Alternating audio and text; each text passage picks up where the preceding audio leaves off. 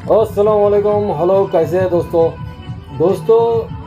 नवरात्रि शुरू हो चुकी है। आपको बहुत बहुत मुबारक मेरे हिंदू फॉलोअर्स भाइयों को। लेकिन इसके विषय में एक बात मैं आपसे बोलना चाहता हूँ। जब नवरात्रि शुरू होने वाली थी तो विश्व हिंदू परिषद ने कहा कि कोई भी गैर हिंदू यानी कि जो भी हिंदू नहीं है वो गरबा खेलने नहीं आ सकता। अगर आएगा तो उसको गौमूत्र पिलाएंगे और तिलक लगाएंगे।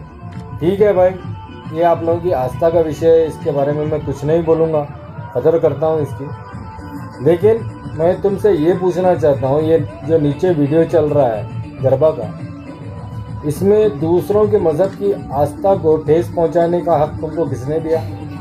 दूसरे मज़हब की औरतों का पहनावे को पहनकर ये बेहूदगी कर कर तुम लोग क्या साबित करना चाहते हो, मुझको ये बताओ।